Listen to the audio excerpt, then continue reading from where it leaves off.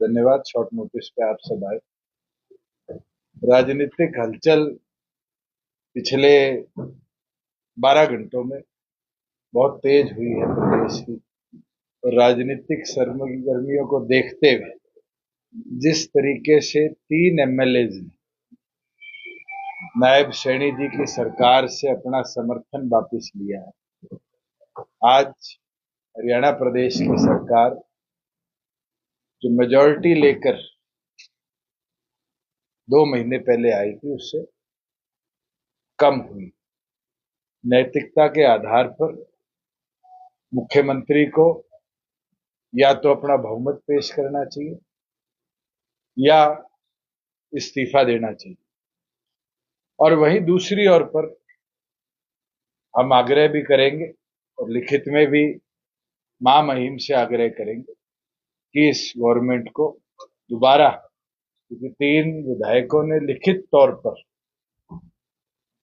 अपना इस्तीफा राज्यपाल को भेजा है, राज्यपाल भी सरकार को मेजॉरिटी प्रूव करने की डायरेक्शन दे, क्योंकि आज 2 विधायकों ने विधानसभा की मेंबरशिप से इस्तीफा दिया है।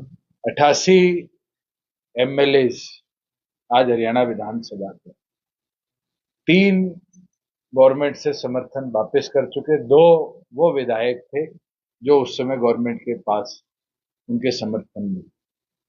5 विधायकों का कम होना सरकार के समर्थन से ये प्रूव कर देता है कि आज सिंपल मेजॉरिटी के आंकड़े से सरकार बाहर। मैं तो आज यही मांग करता हूं कि मुख्यमंत्री नैतिकता के आधार पर अपना इस्तीफा देने का काम करे। मैं कल मुख्यमंत्री का बयान किसी चैनल पे देख रहा था जहां वो हंस हंस कर ये कह रहे थे कि ये आज वहां कुछ लेने गए हैं, यहां कुछ लेके 4.5 साल बैठे थे, इसके बारे में भी वो बताने का काम।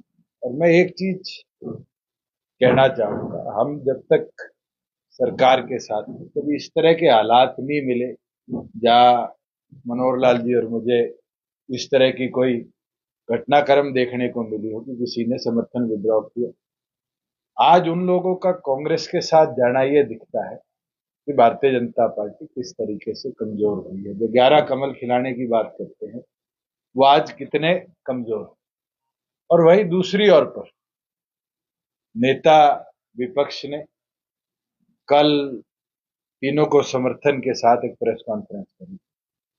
मैं उनको भी कहना चाहूंगा कि आज जो गणित बनता है उस गणित के अंदर जब अल्पसंख्यक में सरकार है, अगर कदम उठाया जाए कि इस सरकार को ड्यूरिंग इलेक्शंस घेरा जाए तो हम इस पर पूरी तौर पर विचार करेंगे कि बाहर से इस सरकार को घेरने के लिए उनका समर्थन।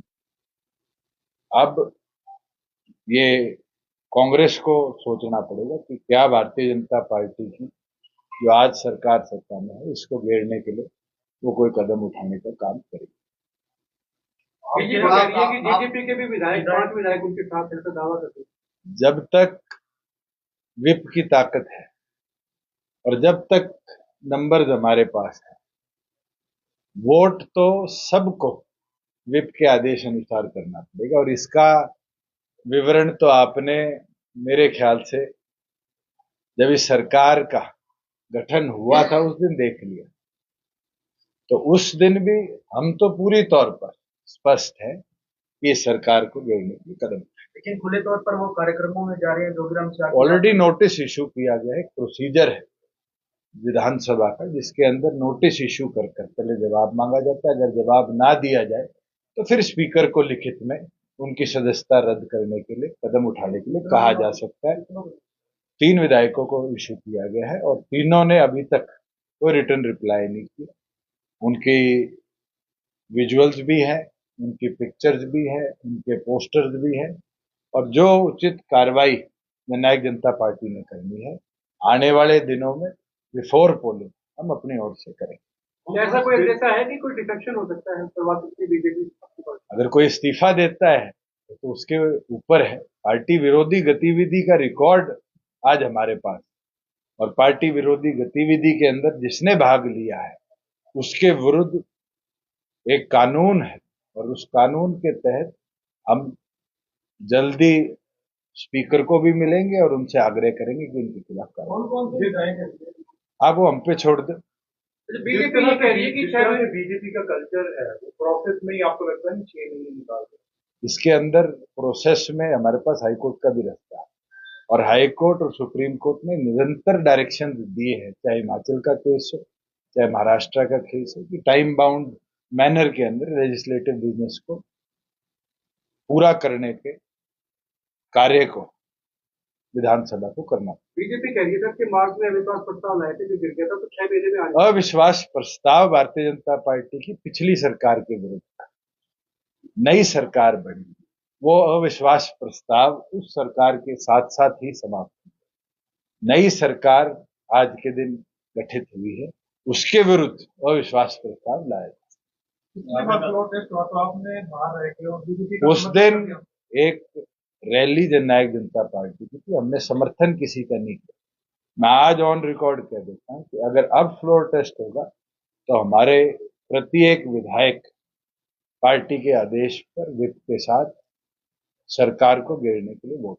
आपने कहा कि जब तक आप लोग साथ थे तो ऐसी कोई स्थिति नहीं बनी है, नेतृत्व परिवर्तन होने के बाद तो क्या तो बीजेपी ने नेतृत्व परिवर्तन किया वो संभालने वो फेलियर है। मैं तो एक दिन नहीं बारी बारी कहता हूं। जब नया मुख्यमंत्री पहली कैबिनेट के बाद कहता है कि 94 दिन का प्लान बना है, तो इसका मतलब तो उनने पहले मन बना रखा है कि वो 94 दिन के मुख्यमंत्री है। और ये तो ऑन रिकॉर्ड है, चंडीगढ़ की किसी आपके बीट के साथी से निकाल लीजिए कि फर्स्ट फुल कैबिनेट मीटिंग के बाद आकर नए मुख्यमंत्री का बयान था कि हम तो 94 दिन का प्लान लेकर आए। और उस दिन ये साबित हो गया था कि कितने कमजोर शासक वो रहेंगे और कितने कमजोर नेतृत्व के साथ प्रदेश चले। और आज भी मैं आपको बता सकता हूं कि निरंतर फील्ड का दौरा हम कर रहे हैं।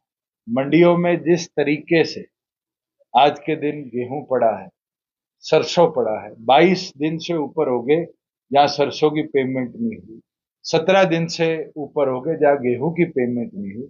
ये दिखाता है कि किसान विरोध में कितना इनने काम किया है, कमजोर करने का जो प्रयास किया है, और मॉनिटरिंग का फेलियर है। सिस्टम तो ऑटोमेटेड हमने बनाया था। 4 साल क्यों नहीं दिक्कत आई जब पेमेंट 48 घंटे में दी गई? 4 साल क्यों नहीं दिक्कत आई कि उठान टाइम बाउंड मैनर में किया गया? आज भी उचाना में 10 लाख बैग्स गेहूं के पड़े हैं। तो ये फेलियर दिखता है कि मॉनिटरिंग नहीं है, और मॉनिटरिंग ना होने की वजह से इस तरह की दिक्कत फार्मर्स। कल के घटनाक्रम से लोकसभा चुनाव पे कितना असर देखते हैं? कि बहुत असर है, और जनता का मूड भी बदला है। और मैं तो फिर दोबारा कहूंगा कि जो गर्मी में पारी है, चाबी की बारी है। और जिस तरीके से श्रीमती नैना चौटाला जी के नामांकन में हिसार की जनता ने जोश दिखाया है, ये दिखाता है कि हिसार दोबारा हरियाणा की आवाज को चुनेगा और हरियाणा की आवाज को पार्लियामेंट में जगह देगा। और इस राष्ट्रीय सोच को जो बारी बारी लाया जाता है, जो हरियाणा की आवाज को दबा देती है, गूंगे बहरे सांसद पार्लियामेंट में भेजती है, कहीं ना कहीं उनको जवाब देने का समय।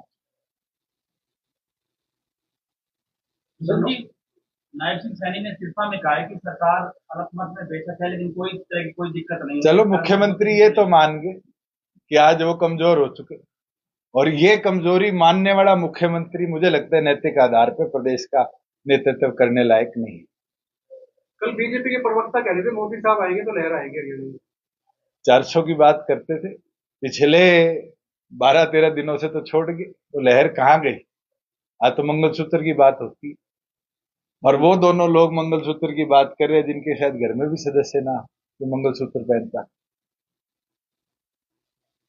तो अभी जो सरकार की क्राइसिस आ रहा है तो फिर आपकी किसी से बात जैसे आप कह रहे हैं कि कांग्रेस जा सकते हैं, कांग्रेस को समर्थन कर सकते हैं। मैं आपके माध्यम से कहता हूं, ना मुझे बात करने की जरूरत। अगर करंट रेजीम को मेजोरिटी प्रूव करनी पड़ी तो जननायक जनता पार्टी विप भी जारी करेगी और करंट गवर्नमेंट के विरोध में विप को जारी।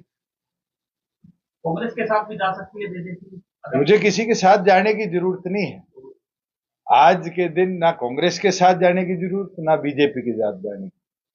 मगर करंट सरकार को घेरने के लिए अगर समर्थन विपक्ष के अंदर एकता होगी और करना पड़ा तो हम करें। लेकिन हरियाणा के पूर्व मुख्यमंत्री मनोहर लाल कह रहे हैं कि दूसरे बताता कि हालत 16 फिल्म के जेलर जैसी होती है, आधे उधर चले जाते। चलो आधे इधर है आधे उधर है, जिस दिन विप होगा 10 के 10 लाइन में खड़े दिखाऊंगा। और ये चीज तो विप की ताकत को शायद प्रेस के साथियों ने बड़े अच्छे तरीके से 13 तारीख को विधानसभा में देखा कि जैसे ही चर्चा शुरू हुई तो जेलर का आदेश आया और जेलर के आदेश में 5 के 5 बाहर थे, नहीं थे तो बताओ। और पूरी वोटिंग तक पार्टी के आदेश को फॉलो किया। अगर आप पार्टी के सिंबल पर जीते हो तो पार्टी के आदेश का नेतृत्व आपको पूरा करना पड़ेगा। अगर आपको पार्टी छोड़नी है तो आप इस्तीफा दे सकते हैं, इस्तीफा देकर विधायक पद से इस्तीफा दीजिए और अपनी पार्टी की अपनी जो नई सोच की गतिविधि जनता देखती है, कौन किसके मत पे जीता और कौन किसके मत से चला और आज वो कहीं और अपनी इच्छा जाहिर करता है। जनता उन लोगों को समझती है। मेरा तो इतना बोलना जरूरी है कि जब तक इस विधानसभा का टेन्योर है अक्टूबर 28 तक हरियाणा प्रदेश में अगर कोई विधायक जननायक जनता पार्टी के सिंबल पे जीता है, विधानसभा की प्रक्रिया के अंदर उसको पार्टी का बिल फॉलो करना। कोई ऐसी संभावना है कि भाजपा फिर से बीजेपी के साथ? बिल्कुल नहीं। मैं ये चीज कई बार स्पष्ट कर चुका हूं और इससे ज्यादा मुझे स्पष्टीकरण देने की जरूरत है। अगर हम 11 सीटों पर चुनाव रखने का मनोबल रखते हैं, चाहे वो कांग्रेस हो, एक उपचुनाव और 9 लोकसभा लड़ रही है और गठबंधन में एक सीट उनमें दूसरी पार्टी आम आदमी की है, चाहे वो लोकदल हो जिसने अपने शायद 6 उम्मीदवार उतारे हैं, चाहे वो बसपा हो जो उपचुनाव नहीं लड़ रही।